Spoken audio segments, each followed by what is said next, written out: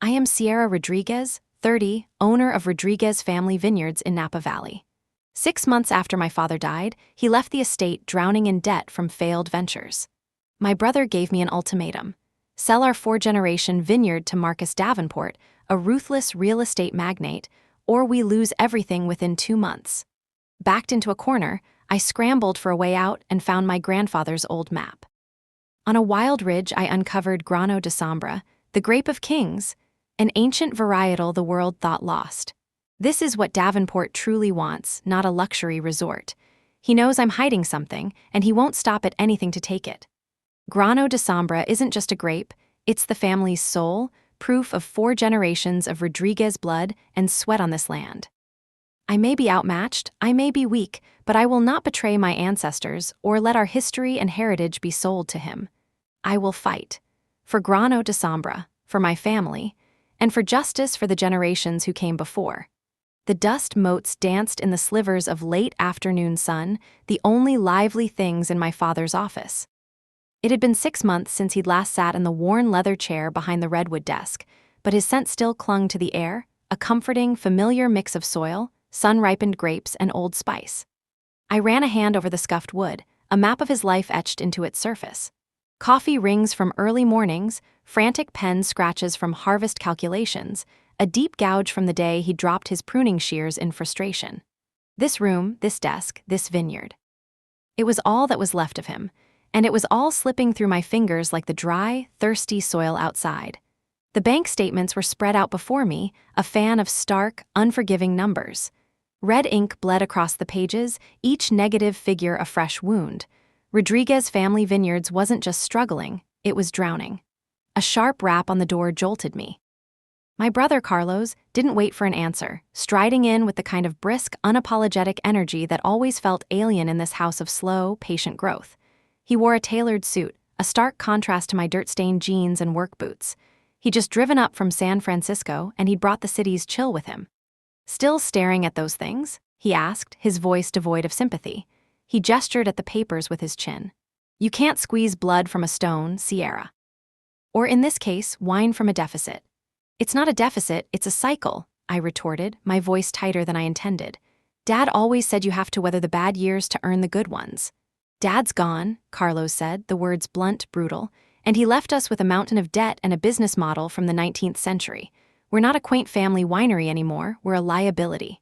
He dropped a sleek, glossy brochure onto the desk, right on top of the foreclosure notice. The title, in shimmering gold letters, read Napa Highlands Luxury Estates.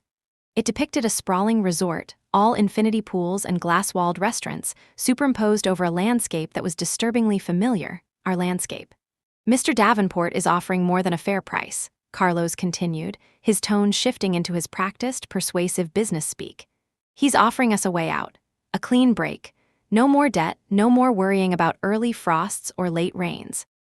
We could both be free." "Free," I echoed, the word tasting like ash in my mouth. "This is our home, Carlos. This is Dad's legacy. It's Tio Ben's legacy before that. You want to pave over our great-grandfather's dream to build a spa for tech billionaires? I want to be realistic." He slammed a hand on the desk, making the dust motes jump. "Legacy doesn't pay the bills. Davenport's offer is the only thing keeping the bank from taking everything anyway. It expires in 2 months. We need to sign." I looked from his face, so much like our father's yet so hard, to the brochure's offensive gloss. The thought of those ancient Zinfandel vines, the ones our great-grandfather had planted with his own hands, being ripped out for a tennis court made me physically ill. "No," I said, the word small but solid. "I'm not selling." Carlos sighed, a long, theatrical exhalation of frustration. "Then what's your plan, Sierra? Magically discover a river of gold under the Cabernet vines." "Dad tried everything," he remortgaged. "He took out loans. The market is saturated, our equipment is ancient, and we can't compete with the big corporate vineyards. It's over." He left, the sharp click of his Italian leather shoes echoing down the hallway, leaving me alone with the ghosts and the numbers. He was wrong. It couldn't be over. I wouldn't let it be. The next morning, the fog lay thick and cool over the valley, a soft gray blanket tucked into the folds of the Mayacamas Mountains. I was out in the oldest block of vines, the old ghosts, as Dad had called them. They were gnarled, twisted Zinfandels, their trunks thick as a man's waist. Their yield was low, and the machinery couldn't navigate the narrow rows, so everything had to be done by hand. Carlos saw them as a perfect example of our inefficiency. I saw them as our soul. Elena, our vineyard forewoman, she'd always correct me with a grin, was already there, her weathered hands expertly tying a stray cane to the wire. She had worked this land alongside my father for 40 years, and she knew its moods better than I did. Her face was a roadmap of harvests, etched with the sun and worry of 1,000 seasons. "He was here again," she said, not needing to ask who. Her voice was low and raspy, like gravel rolling downhill. I saw the fancy car leave. "He wants me to sign the papers," I said, snipping a non-productive shoot with more force than necessary. "He thinks we're finished." Elena grunted, a sound of profound disapproval. "That boy has a spreadsheet where his heart should be. Your father, he never gave up. Not when the phylloxera scare happened, not when the drought almost took us out and ate. He had faith in the land." She patted a thick, woody trunk as if it were an old friend. "This place has a long memory, Mija. It remembers." Her words were meant to be comforting, but they only sharpened the edges of my desperation. Faith wasn't going to stop the bank from seizing our property. I spent the rest of the day in a frantic haze, calling distributors, begging for better terms, trying to find new restaurant contracts. The responses were all the same, polite, sympathetic, but firm. The market was tough. They were sticking with their established, high-volume suppliers. Every call ended with another nail in the coffin Carlos was so eager to build. That evening, I saw another unfamiliar car pull up the long gravel driveway. This one was a sleek, black sedan, the kind that purred instead of rumbled. A man in a suit that cost more than my truck stepped out. He was older, with silvered hair and a predatory stillness about him. I recognized him from the picture in the brochure. Marcus Davenport. He walked toward the house, his eyes scanning not the old Victorian architecture, but the hills, the vines, the land he wanted to consume. He moved with the easy arrogance of a man who had never been told no. I met him on the porch, crossing my arms over my chest. I didn't offer him a seat. "Ms. Rodriguez," he said, his voice smooth as aged port. "Marcus Davenport, I was hoping to speak with you and your brother." "My brother in the city," I said, "and I'm busy." He smiled, a thin, humorless expression. "I understand this is a difficult time. Your family has a long and storied history here. I want to assure you my company has the utmost respect for that history. Our development aims to honor the spirit of Napa Valley." "By building a resort with a wine-themed water park?" I asked, quoting a particularly nauseating line from his brochure. Davenport's smile didn't falter. "We're offering you a chance to secure your family's future. A substantial financial settlement. Think of it not as an end, but as a new beginning." He looked past me, his gaze sweeping over the vineyard, but it felt like he was looking for something specific, his eyes lingering on the far western ridge, a wild, uncultivated part of our property. "Your brother sees the logic. The numbers speak for themselves." "This vineyard isn't about numbers," I shot back. "It's about family. It's about the soil. It's about something you can't buy." "Everything has a price, Ms. Rodriguez," he said, his voice hardening almost imperceptibly. "It's just a matter of finding the right one. I'll be in touch." He gave a curt nod, turned, and glided back to his car, leaving a trail of expensive cologne and unspoken threats in his wake. I watched him go, a cold knot of fear tightening in my stomach. Carlos was practical. Davenport was a predator, and I was standing in their way with nothing but memories and a failing balance sheet. Later that night, unable to sleep, I found myself back in my father's office. I couldn't bear to look at the bank statements again. Instead, I was drawn to the old bookshelf, crammed with leather-bound ledgers and photo albums. I pulled one out, the spine crumbling slightly under my fingers. It was my great-grandfather, Benicio Rodriguez, the first generation. He'd come from Spain with nothing but a handful of vine cuttings and a stubborn dream. The pages were filled with his elegant, looping script, written in a mixture of Spanish and English. He wrote about the challenges of this new land, the ache in his back, the joy of the first harvest. He described the vines as if they were his children, each with a unique personality. As I turned a brittle page, a small, folded piece of paper tucked inside fell out. It was a hand-drawn map of the property, but it was different from the current layout. It showed the main vineyards, but it also had a section marked off on the far western ridge, the same place Davenport had been staring at. The area was labeled with a name I didn't recognize, La Viña Fantasma, the ghost vine. Below the map was a short, cryptic entry in my great-grandfather's hand. "The soil is difficult, the slope treacherous, but they survive. They remember the old country. They hold its secrets. They are my hope and my legacy." A chill traced its way down my spine. The ghost vine. It sounded like something a romantic old man would name a patch of difficult grapes. It was probably nothing, a failed experiment, a forgotten dream. But as I looked from the old map to the window, out into the moon-drenched darkness where that ridge lay hidden, a tiny, impossible spark of hope flickered to life within me. It was a desperate, foolish hope, but it was all I had. The next morning I woke before dawn, the old map clutched in my hand. The ghost vine. It was a whisper from the past, a thread of possibility in a tapestry of despair. I pulled on my sturdiest boots, grabbed a pair of old pruning shears and a machete from the tool shed, and headed west, towards the ridge that had always just been the jagged edge of our world. The path, if it ever was one, had long since been reclaimed by nature. I hacked my way through thorny blackberry bushes and poison oak, the rising sun casting long, distorted shadows that seemed to move with me. The air grew cooler as I climbed, the scent of the vineyards giving way to the wilder perfume of bay laurel and madrona. It felt like crossing a border into another country, a part of our own land that had been left to its own devices, forgotten. After nearly an hour of climbing, I found it. A small, terraced clearing, almost completely overgrown, with crumbling stone walls that were barely visible beneath a century of moss and weeds. And there they were. The vines. They looked like nothing I had ever seen. They weren't trained on wires but grew wild, sprawling over the rocks, their trunks gnarled into fantastical shapes, thick and dark like petrified wood. They looked ancient, primeval. Most appeared dead, skeletal claws reaching for the sky, but here and there I saw flashes of green. New leaves, small and uniquely shaped, with a deep, almost five-fingered lobe I didn't recognize. I knelt, touching a woody trunk. It felt cool and alive. A surge of adrenaline, of pure, unadulterated hope, shot through me. What in God's name are you doing up here? I leaped to my feet, my heart hammering against my ribs. It was Mateo, a viticulture student from UC Davis who was doing a summer internship with us. He was young, barely 20, with a shock of black hair that was perpetually falling into his eyes and an infectious, boundless enthusiasm for everything related to soil and grapes.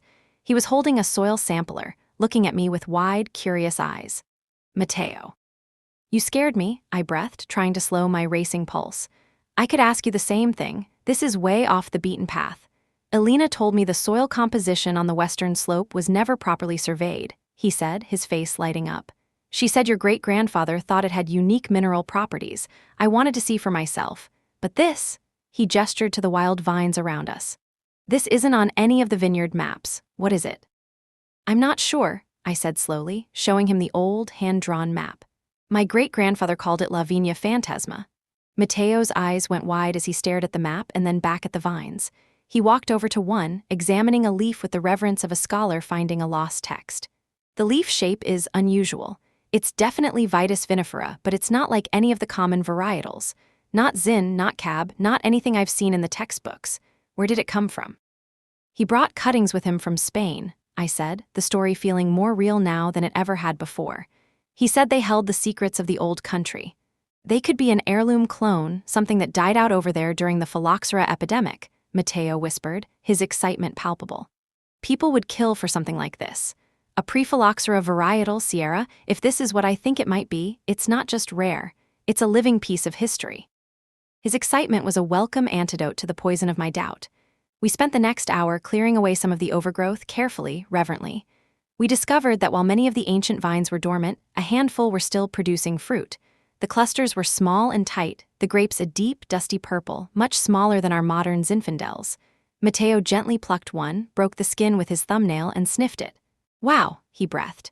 The aromatics are incredible. Dark cherry anise. Something else, something spicy and earthy. I've never smelled anything like it. A new kind of energy pulsed through me. This wasn't just a ghost, it was real, it was alive. Can you analyze it? I asked. The grape, the leaf, everything, can you find out exactly what it is? Absolutely, he said, pulling out a small sample bag. The lab at Davis has a DNA sequencing program for identifying grape varietals. I can send a leaf sample in. We can get a definitive answer. The walk back down the ridge felt completely different. The world seemed brighter, the air charged with possibility. But my euphoria evaporated the moment I saw Carlos's BMW parked in the driveway. He was on the porch on his phone, pacing back and forth like a caged panther. He hung up when he saw me, his face a thundercloud. Where have you been? He demanded. I've been calling you for an hour. Davenport's lawyers sent over the final papers. They want a signature by the end of the week. I was in the vineyard, I said, trying to keep my voice steady. In the vineyard, he laughed, a harsh, humorless sound. Playing farmer while our lives are falling apart, Sierra, did you hear me? The end of the week. This isn't a game. I'm not playing a game, Carlos. I found something that could change everything. I told him about the map, about the ghost vine, about the unique grapes. I tried to convey the excitement Mateo and I had felt, the sense of historic discovery. He just stared at me, his expression shifting from anger to a kind of weary pity. A ghost vine? Are you listening to yourself? You found a patch of half-dead wild grapes on a hill, and you think that's our salvation? That's exactly the kind of romantic nonsense Dad would have clung to. It was Dad's father who planted it, I countered, my voice rising. This is our history. Mateo thinks it could be a rare pre-phylloxera clone. And who is Mateo? A 20-year-old kid with dirt under his fingernails? I'm talking about a multi-million-dollar offer from a serious businessman, and you're talking about a fairy tale written by a student intern. Wake up, Sierra. There is no magic grape. There is no secret that's going to save us. There is only a mountain of debt and one last chance to get out from under it before it crushes us both.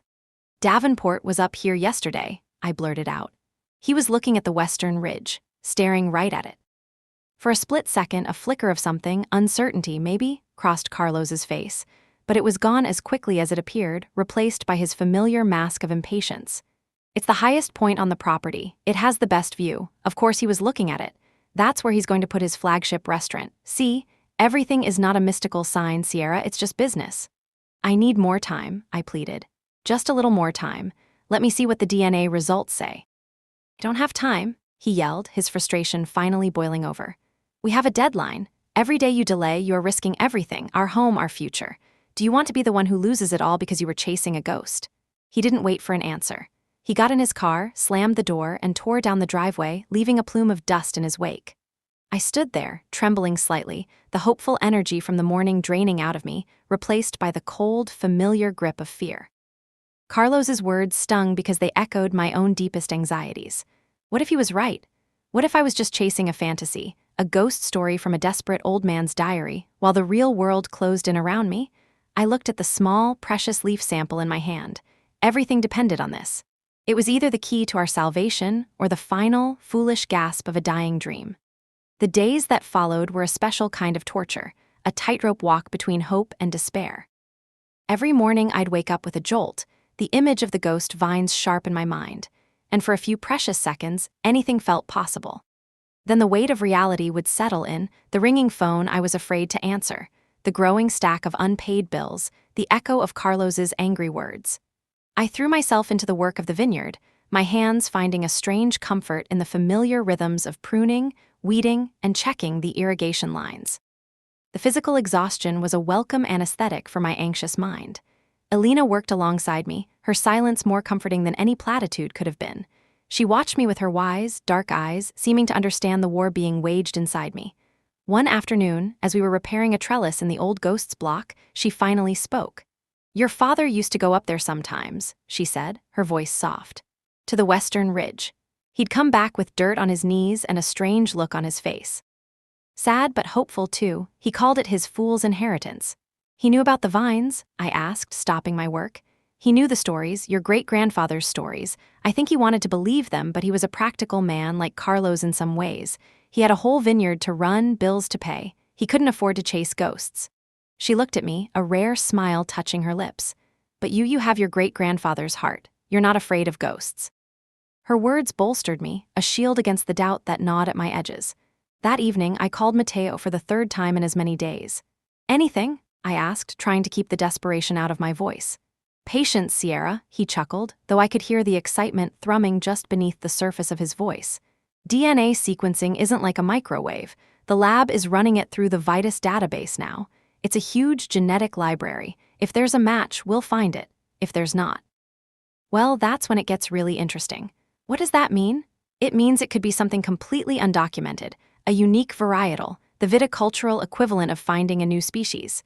His enthusiasm was contagious, but it was a fragile thing. A few hours later, an email from Carlos arrived. The subject line was simply, "Surveyors." The message was brief and cold. Davenport is exercising a clause in the preliminary offer. His team will be on the property Friday morning to conduct a topographical survey. Don't give them any trouble. This is happening, Sierra. It's time to accept it. Friday. That was 2 days away. The thought of strangers, of Davenport's men, walking our land, measuring it for its grave, made my blood run cold. They would be near the western ridge. What if they saw the clearing? What if they knew what they were looking for? The cold knot of fear in my stomach returned, tighter than ever. I felt cornered, out of time and out of options. On a desperate impulse, I drove down the valley to a small, unassuming winery nestled in a hollow of the hills. Vallejo Family Cellars. It was owned by Javier Vallejo, a man who had been my father's best friend. He was a small-batch winemaker, a legend in the valley, known for his artistry and his stubborn adherence to old-world techniques. He was sitting on his porch, a glass of deep red wine in his hand, watching the sun dip behind the mountains. "Sierra," he said, his weathered face breaking into a warm smile. "It has been too long. Your father would be angry with me for not checking on you sooner. Come, sit, tell me everything." And I did. I poured it all out: the debt, Carlos's pressure, Davenport, the foreclosure notice, and finally the story of the ghost vines.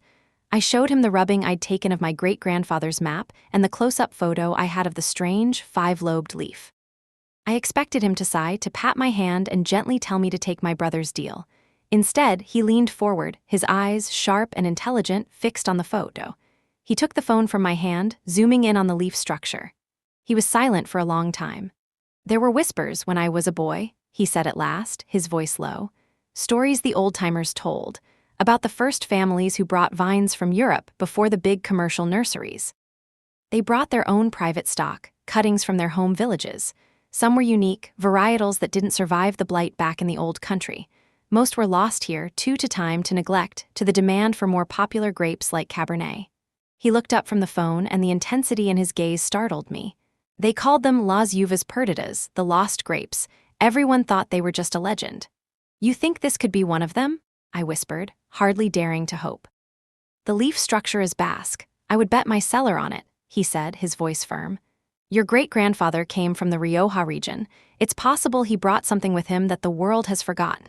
If that grape is viable, if it can make wine, Sierra, you wouldn't just be saving your vineyard.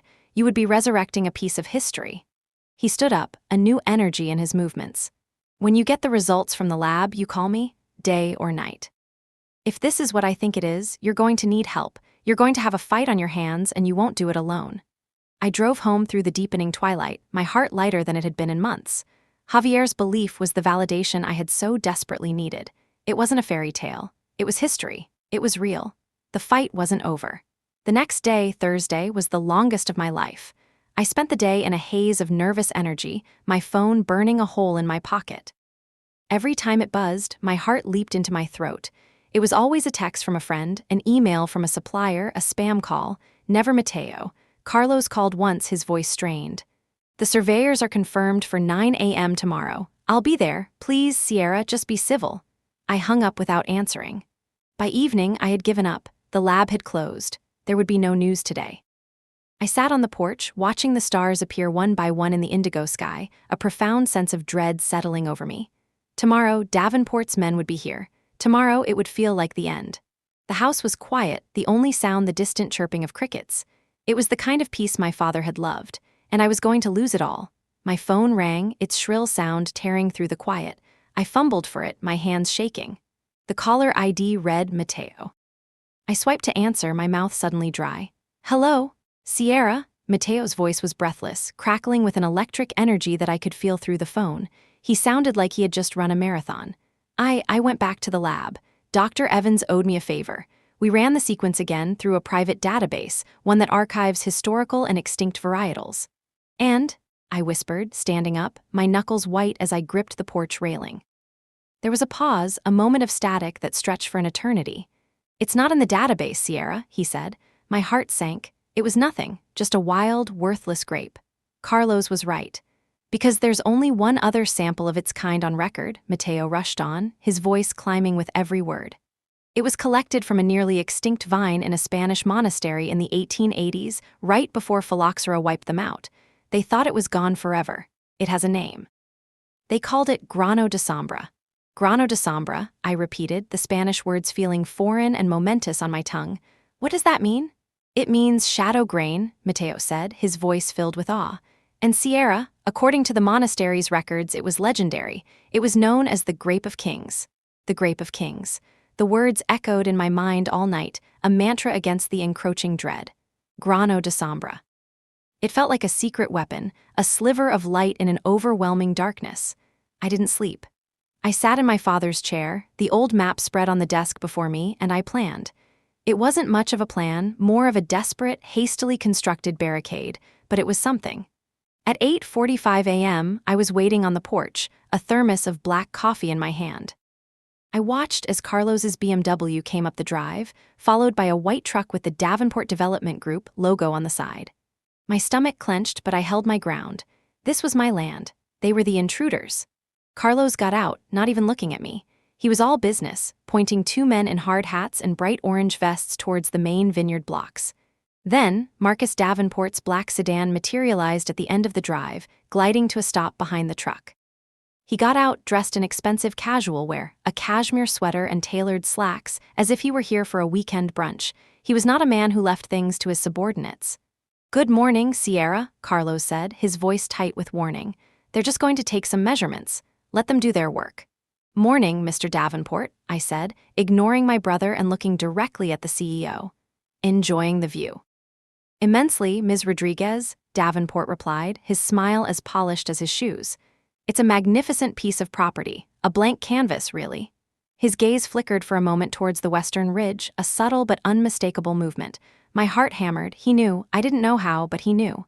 "It's not blank," I said, my voice colder than I intended. "It's been cultivated by my family for over a century."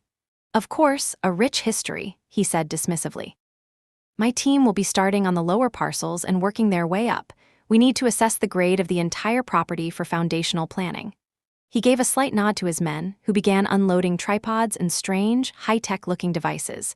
I watched them for a moment, then turned to Carlos. "They can survey the main vineyard. The house, the outbuildings, the lower fields, that's it." Carlos sighed, pinching the bridge of his nose. "Sierra, don't start." "They have a right to survey the entire plot as specified in the purchase agreement." "There is no purchase agreement because I haven't signed anything," I said, my voice low and firm. "And they are not to go anywhere near the western ridge." Davenport, who had been observing our exchange with detached amusement, stepped forward. "Is there a problem with the ridge, Ms. Rodriguez? A structural issue we should be aware of?" It was the moment I had rehearsed in my head all night. "That area is a protected watershed," I said, the lie tasting surprisingly natural. "It's a delicate ecosystem with several protected species of native grasses. It's also prone to landslides in the rainy season. My father worked with the county to have it designated as a conservation zone. It's off-limits to any development." Carlos stared at me, his mouth agape. He knew it was a lie. I had never heard of any such designation. Davenport's polite mask tightened almost imperceptibly at the corners of his mouth. "A conservation zone?" Davenport said smoothly. "That's very admirable. I'm sure your brother included the relevant paperwork and county filings in the disclosure documents." He glanced at Carlos, a silent, pointed question. The trap had been sprung. I had gambled on the fact that they wouldn't have the specific county environmental filings on hand for a simple survey. Carlos was trapped. He shot me a look of pure fury, a silent message that I would pay for this later. The paperwork is being finalized," he stammered, looking at Davenport. "It's a minor local ordinance. It doesn't affect the overall value or the main building envelopes." "I see," Davenport said, his eyes still locked on me. He knew I was lying, and he knew that I knew he knew. It was a silent battle of wills, played out in the cool morning air. I was bluffing with a terrible hand, but he didn't know for sure what cards I was holding. He couldn't risk calling my bluff and being wrong, causing a potential environmental snag that could tie up development for years. He also couldn't reveal his specific interest in that ridge without showing his own hand. "Well, we wouldn't want to disturb any delicate grasses," he said finally, a hint of steel in his voice. "Survey the lower and central parcels for now," he commanded his men. "We can get the data on the conservation zone from the county office later." He turned back to me, his smile gone. "You are an endlessly surprising woman, Ms. Rodriguez, but this changes nothing. The offer stands, but not indefinitely. My patience has its limits." He got back in his car without another word. Carlos lingered, his face flushed with anger. "What the hell was that?" he hissed once the sedan was out of earshot. "A protected watershed? Are you insane?" I looked like a fool. "You're sabotaging the only chance we have. He isn't after the land, Carlos. Not for a resort," I said, my voice shaking with adrenaline. "He's after something on that ridge, I know it.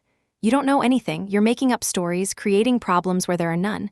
Davenport is a billionaire, not a Bond villain. He wants to build a hotel. It has a name, Carlos, I said, the words I'd been waiting to say. The grape. My great-grandfather's grape. It's called Grano de Sombra. He just stared at me blankly.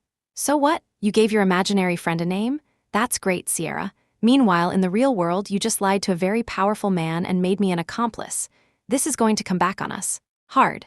He stormed off to his car and drove away, leaving me alone with the quiet hum of the surveyor's equipment in the distance. I had won. But it was a fragile, temporary victory, and I had alienated my brother even further. I leaned against the porch railing, my legs feeling weak. The bluff had worked, but it had also started a clock. Davenport would check the county records, he would find out I was lying, and when he did, his patience would run out. I pulled out my phone and dialed Javier's number. He answered on the first ring. Javier, it's Sierra. I was hoping you would call. How did it go? I bought us some time, I think, I said, my voice still shaky. I told him the ridge was a protected watershed. I heard him chuckle on the other end of the line. Good, a lie is a poor shield, but sometimes it is the only one you have. Did you get the results? I took a deep breath. Yes, it's called Grano de Sombra. There was a sharp intake of breath followed by a profound silence. For a moment I thought the call had dropped. Javier, are you there? Grano de Sombra, he finally whispered, his voice filled with an emotion I couldn't quite decipher. It was reverence and shock and a deep, resonant excitement. God, Sierra, the stories are true, the grape of kings. Your great-grandfather didn't just bring a cutting, he brought the crown jewel. He paused, and when he spoke again, his voice was all business. Listen to me very carefully. You cannot do this alone anymore. Davenport is not a man who gives up easily. Now that you have shown your cards, he will be relentless. We need a plan, a real one. We need to prove what you have, and we need to find people who will fight with you. Can you come to my winery? Now, I'm on my way, I said, a new resolve hardening in my chest. The bluff had been a desperate act of defense. Now it was time to build an offense. It was time to show the world what a ghost could do. Javier Vallejo's winery was a world away from my own. While ours was a rambling, slightly frayed homestead, his was a testament to precision and artistry. The air in his cellar was cool and damp, carrying the sweet, complex perfume of fermenting grapes and aging oak. It was a scent of patience, of time being turned into liquid poetry. Bottles rested in their racks like sleeping soldiers, each one a story waiting to be told. The silence was cathedral-like, a space for quiet creation. He led me past the gleaming stainless steel tanks and massive oak barrels to a small, private tasting room at the back. A woman was already there, sitting at the long oak table, a laptop open in front of her. She had sharp, intelligent eyes and a no-nonsense aura that was immediately familiar. Izzy, I said, my voice filled with surprise. Isabella Izzy, Flores looked up and broke into a wide, warm smile. Sierra, it's been too long. Izzy and I had grown up together, our childhoods a blur of running through these very vineyards, hiding in these cellars, and dreaming of lives that would take us far away. She made it happen, becoming a sharp-witted lawyer in San Francisco. I took the liberty of calling her, Javier said, pouring 3 glasses of a pale, golden wine. If we are going to fight a dragon like Davenport, we will need more than a good story. We will need a good lawyer. It's more than a story, Izzy, I said, sliding into the chair opposite her. I quickly recounted everything. The discovery, Mateo's DNA results, Davenport's unnerving focus on the ridge, my bluff with the surveyors. Izzy listened intently, her fingers steepled, her lawyer's mind absorbing every detail. She didn't interrupt, just nodded occasionally. When I finished, she took a slow sip of her wine. Okay, she said, her tone all business. First, the bluff was a good short-term tactic. It bought you time, but it's a ticking bomb. Davenport's legal team will have pulled the county zoning and environmental records within hours. By now, he knows you were lying. That makes you look unstable and desperate, which he will use against you. My heart sank. So it made things worse? No, Izzy said. It defined the battlefield. He knows you're protecting something on that ridge, and now you know he wants it. The game is out in the open. Our next move has to be a real one. We need to tie his hands legally. How do we do that? I asked. We file for a preliminary injunction against the sale and any development on the property, pending a hearing, Izzy explained. And for that, we need a compelling reason. A judge won't stop a multi-million-dollar sale because of a family legend. We need proof. We need provenance. The DNA test, I said. Mateo has the report from the university. Good, that's a start, Izzy said, already typing on her laptop. We also need expert testimony. Javier, that's you. We need a sworn affidavit from you testifying to the historical significance of a varietal like this, its potential value, its irreplaceability. Javier nodded gravely. I will write it this afternoon. It is the most important thing I will ever write. That will get us the injunction hearing, Izzy continued, but it won't win the war. Davenport will argue that the grape, whatever it is part of the land he is legally entitled to purchase based on your brother's agreement. He'll say he'll preserve it, maybe even make a special founder's wine at his resort. He'll paint you as an emotional, irrational woman standing in the way of progress and your family's own financial salvation. The words were harsh, but I knew they were true. That's exactly how he and Carlos would frame it. So how do we fight that? I asked, feeling that familiar tide of hopelessness begin to rise. We change the narrative, Javier said, his eyes gleaming with passion. We do not just prove the grape exists. We prove what it can do, we make the wine. My head snapped up. Make the wine, Javier, it's a handful of vines. The harvest is months away. It takes years to properly make and age a great wine. We don't need a full commercial run, he said, leaning forward, his voice low and intense. We need one barrel, one perfect barrel. We will harvest every single grape from those vines, no matter how small the yield. We will use the best yeast, the best techniques. We will create a wine so unique, so extraordinary, that the world of wine will have to take notice. It will not be about money. It will be about art, about history. We create something that Davenport cannot buy, only destroy. A single barrel isn't going to stop him, Izzy countered, ever the pragmatist. He'll just call it a hobby. That is where you are wrong, my friend, Javier said with a smile. The world of fine wine is a small, insular one. It runs on whispers and rumors. If word gets out that the lost Grape of Kings has been rediscovered, and that the first barrel in over a century is being made at the legendary Vallejo cellars from vines at Rodriguez Vineyards, every collector, every critic, every sommelier from Paris to Tokyo will be watching. The land will cease to be a simple piece of real estate. It will become a historic site. The public relations nightmare for a developer who wants to bulldoze it would be catastrophic. A plan. A real, tangible, two-pronged plan. Izzy would build the legal firewall, and Javier and I would forge the silver bullet. It was audacious. It was crazy. It was the only thing that felt right. But the resources, I said, the practicalities crashing down. The legal fees, the equipment, we have nothing, Izzy. The vineyard is broke. I'll file the initial injunction pro bono, Izzy said without hesitation. For old time's sake. But if this goes to a protracted fight, you'll need real capital.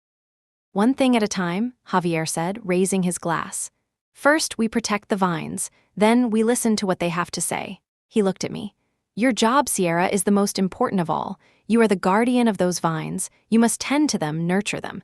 Bring them back to their full strength. Their fate and ours is in your hands. I left Javier's winery with a sense of purpose I hadn't felt since my father died. The fear was still there, a cold stone in the pit of my stomach, but it was no longer paralyzing. It was fuel. When I got back to the vineyard, I found Alina and Mateo waiting for me by the old barn, their faces etched with worry.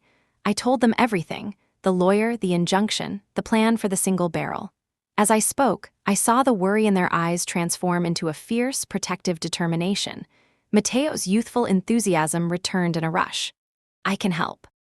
I can take daily readings of the soil's pH, the leaves' sugar levels. We can create the perfect growing environment. We'll be like a pit crew for the world's most important grapes. Elena simply placed a calloused hand on my arm. Your father would be proud, she said, her voice thick with emotion. And your great-grandfather would be too. Let's go see about our ghosts. The three of us walked up the western ridge as the sun began to set, casting a golden-pink glow over the valley. When we reached the clearing, it no longer looked like a forgotten ruin. It looked like a sanctuary. I knelt and touched one of the ancient trunks, the Grano de Sombra. It was no longer a ghost I was chasing. It was a king I had to protect, and we were its royal guard. The moment I hung up with Javier, the world seemed to accelerate. The slow, creeping dread of the past few months was replaced by a frantic, purposeful energy. The very next morning, Izzy called. It's done, she said, her voice crisp and clear over the phone. The injunction has been filed. A copy is being delivered to Davenport's corporate office by courier as we speak. He is now legally prohibited from any further surveys, assessments, or contact regarding a sale until our hearing. And Carlos? I asked, twisting the phone cord in my fingers. He's named as a party to the suit, so he gets a copy too, Izzy said. There was no judgment in her voice, only fact. First shot has been fired, Sierra. Now get ready for the return fire. Her words were prophetic. It didn't take long. While Izzy's legal papers were making their way through official channels, a more immediate and insidious attack began. On Monday, our main fertilizer supplier called. A longtime family friend, he sounded deeply apologetic. "Sierra, I'm sorry," he said, his voice strained. "But my distributor just flagged your account. They're saying all future orders have to be paid in full upfront." I've never had this happen in 30 years. Upfront, we barely had enough money to cover payroll, let alone a season's worth of supplies. I knew, with a certainty that left a bitter taste in my mouth, that this was Davenport's doing. He was cutting our supply lines, trying to starve us out. Then the bank called. Our loan officer, a man who had always been patient and accommodating with my father, was suddenly cold and formal. He wanted to know my strategic plan for making the business profitable and servicing our significant and overdue debt. It was a clear threat. Davenport was squeezing us from all sides, using his immense financial leverage to turn our partners and creditors against us. The pressure was immense, but it had an unintended effect. It galvanized our small team. When I told Alina and Mateo about the supplier, Alina just snorted. "Who needs them?" she declared. "Your great-grandfather didn't use chemical fertilizers. He used compost. We will make our own, the old way. It is better for the soil, better for the ghosts." And so we did. We started a massive compost pile, a rich, dark mound of grape pumice, manure from a neighboring dairy farm, and organic matter. It was backbreaking work, but it felt right. It felt like we were not just fighting for the land, but fighting with it, using its own cycles of decay and rebirth to strengthen ourselves. Up on the ridge, our work on the grano de sombra vines became a sacred ritual. Mateo, with his student's precision, created a detailed chart, monitoring the moisture in the soil, the health of the leaves, the slow, almost imperceptible swelling of the nascent grape clusters. We set up a temporary irrigation system, a simple drip line fed by a small water tank that we had to haul up the treacherous slope. "The key is controlled stress," Mateo explained one afternoon, his face smudged with dirt. "We give them just enough water to thrive, but not so much that they get complacent. It forces the roots to dig deeper, and it concentrates the flavors in the fruit. These vines are survivors. We just have to remind them how to fight." Javier came to visit, walking among the ancient vines with a look of profound reverence on his face. He examined the new leaf growth, the structure of the cordons, the very air around the clearing. "They are waking up," he said softly. "You can feel it. There is an energy here. Do not rush them. Listen to them. They will tell you when they are ready." The only front I felt I was truly losing on was the one with my brother. Carlos arrived late one afternoon, a certified letter from Izzy's firm clutched in his hand. His face was pale with a rage so profound it seemed to vibrate. "An injunction?" he said, his voice dangerously quiet. "You're suing me? You're suing your own brother?" "I'm not suing you, Carlos. I'm protecting our home," I said, standing my ground on the porch. "By destroying any chance we have of a future," he exploded, the quiet fury giving way to a torrent of bitter words. "I finally find us a lifeline, a way to walk away from this black hole of debt with our heads held high, and you slap me with a lawsuit based on a fantasy. You've embarrassed me. You've made us look like fools." "This isn't a fantasy," I shot back, my own anger rising. "It's real, and Davenport knows it. Why do you think he's trying to choke us out, cutting off our credit, pressuring the bank? He doesn't want the land for a resort, he wants the grapes." "You're paranoid," Carlos laughed, a harsh, ugly sound. "You're just like Dad in his last years, seeing conspiracies everywhere, blaming everyone but himself for his bad business decisions. He mortgaged this place to the hilt, chasing one bad harvest after another. I am trying to fix his mistakes, and you are trying to repeat them." His words hit me like a physical blow. He was twisting the memory of our father, turning his love and perseverance into a flaw. "Dad never gave up," I said, my voice trembling. "He had faith. Faith didn't pay the bills then, and it won't now," he yelled. "This is the end, Sierra. When this injunction fails, and it will fail, Davenport's offer will be off the table. The bank will foreclose, and we will be left with nothing, absolutely nothing. And it will be because of you, you and your ghost vine." He threw the letter down on the porch steps, a white flag of surrender to his anger and fear. He got in his car and drove away, and I felt the chasm between us widen into an ocean I wasn't sure could ever be crossed. I sank onto the top step, the fight momentarily draining out of me. The weight of his words, of the suppliers, of the bank, of Davenport's unseen machinations, pressed down on me. For a moment, I allowed myself to wonder if he was right, if I was the fool. That evening, my phone rang. The number was blocked. I almost didn't answer, but some instinct made me swipe the screen. Ms. Rodriguez, a smooth, familiar voice said, "Marcus Davenport. What do you want?" I asked, my voice flat. "I wanted to congratulate you," he said, a silken menace in his tone. "Your little legal maneuver was bold. You have your hearing. You will have your day in court. You will present your charming story about a long-lost grape. It will be a compelling piece of theater." He paused. "And then you will lose. You have no resources. Your credit is gone. Your brother has given up. You are an island, Ms. Rodriguez, and my tide is coming in. But I am a reasonable man. I am calling to offer you one last chance. Drop this frivolous lawsuit. Sign the papers. I'll even add a small bonus for your emotional distress. And if I don't," the politeness in his voice vanished, replaced by cold, hard steel, "then I will not only take your land, I will crush you. I will bury you in legal fees so deep you will never climb out. I will sue you for breach of contract and damages related to the delay of my project. I will take everything you have left, and then I will take the vineyard anyway. And I will personally oversee the bulldozing of that little patch of weeds on your western ridge. Is that clear?" The threat hung in the air, absolute and chilling. He wasn't just a businessman anymore. This was personal for him. He wanted to win, but he also wanted to see me lose. I walked to the window and looked out into the darkness, towards the ridge where the Grano de Sombra waited. I thought of my great-grandfather, of my father, of Alina's faith and Mateo's excitement and Javier's quiet wisdom. "Perfectly," I said into the phone, my voice steady and clear. "I'll see you in court." I hung up before he could reply. The fear was still there, but now it was forged into something new, something hard and sharp. The king was awake. And his guardian would not bend. The night before the court hearing was the longest of my life. I paced the floor of my father's office, the room where this whole battle had begun. Izzy had prepared me as best she could. She told me to stay calm, to stick to the facts, to not let Davenport's lawyers rattle me. But it felt like I was preparing for an execution, my small, fragile truth against his mountain of money and power. I felt utterly and completely alone. Headlights washed across the window, and my heart seized. A car was coming up the drive, not a black sedan, but a familiar silver BMW. Carlos. I braced myself for another fight, another round of accusations and recriminations. I didn't think I had it in me. He didn't knock. He walked right in, but the anger was gone from his face. It had been replaced by a deep, weary exhaustion that seemed to have settled into his bones. He was holding a thick leather portfolio. "Before you say anything," he began, his voice low and strained, "just let me talk, please." I sank into the chair behind the desk, too tired to argue. "I haven't been sleeping," he said, avoiding my eyes.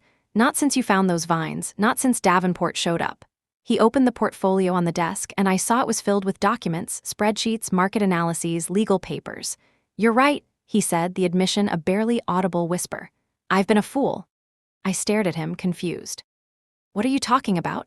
"I was never going to let you sell this place," he said, finally looking at me, his eyes filled with a pain I hadn't seen before. "Not for a second. Carlos, I don't understand. You pushed me, you yelled at me, you brought him here.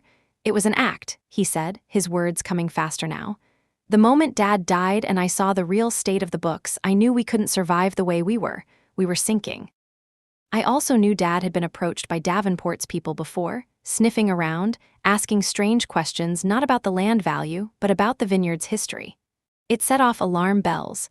When Davenport came to me after the funeral with his big resort offer, I knew it was a lie.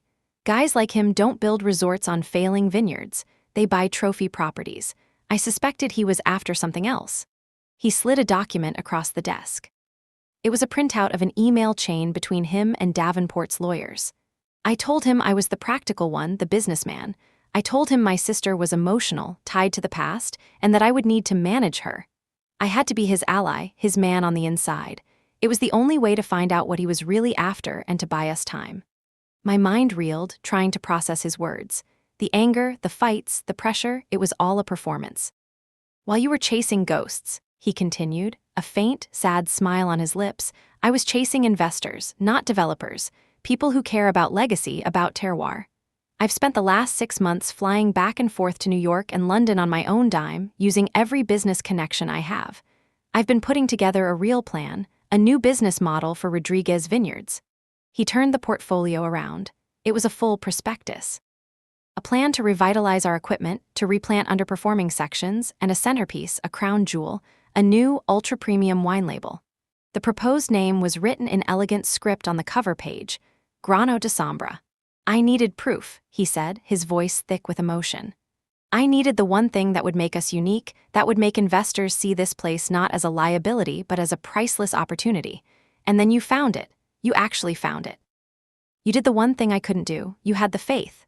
Tears were streaming down my face now, hot and silent. The brother I thought I had lost was standing right in front of me, and I realized he had been fighting for me, for us, all along in the only way he knew how. Why didn't you tell me? I whispered. Because Davenport is smart. He would have sensed it if we were working together. Your anger, your defiance, your fight to protect this place, it had to be real, and it was. You were the guardian, Sierra. I was just the guy trying to find the money to fund the Royal Guard. I stood up and walked around the desk. I wrapped my arms around my brother, and he held onto me tightly, the decades of sibling rivalry and misunderstanding melting away in that single moment. We weren't a businessman and a farmer. We were a family, and we were whole again. The next morning, we walked into the courthouse together. Izzy, Javier, Elena, and Mateo were there, our small army. Across the aisle, Davenport sat with his team of lawyers, looking smug and confident. His lawyer went first, painting a picture of a reasonable, generous developer being thwarted by a sentimental, irrational woman who had lied about a conservation zone and was holding her own family's financial future hostage. When he was done, the judge looked at me with a weary, skeptical expression. Then Izzy stood up. She presented the DNA evidence, Javier's sworn testimony about the historical significance of the Grano de Sombra. The judge's interest was piqued, but I could see he still viewed it as a family dispute, not a legal matter with merit to halt a sale. Your Honor, Izzy said, the plaintiff's entire case rests on the fiction that this is a standard real estate transaction. We intend to prove that Mr. Davenport has never been interested in a resort. His interest has always been singular and predatory, to acquire and exploit a rare biological asset he knew existed on the Rodriguez property. Davenport's lawyer leaped to his feet, shouting objection, conjecture. I can prove it, Your Honor, a voice said from the back of the courtroom. Carlos stood up and walked to the front. He took the stand, and under Izzy's questioning, he laid out the entire story of his 6-month-long performance as Davenport's supposed ally. He presented emails where Davenport's questions were not about building permits or zoning, but about the vineyard's oldest vines and the family's Spanish origins. The final piece of evidence was a recorded phone call Carlos had made the week before, with Davenport on speakerphone in his lawyer's office. On the tape, Carlos was pretending to be frustrated with me. She keeps talking about this ghost vine, Marcus. What do I do? Davenport's voice, slick and arrogant, was perfectly clear.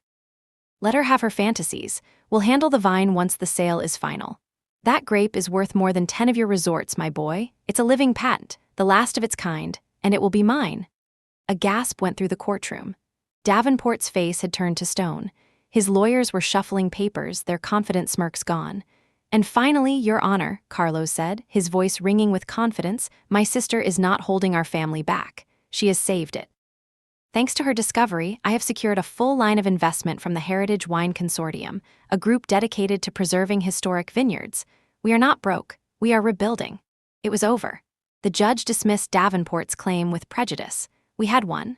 1 year later, the vineyard was transformed.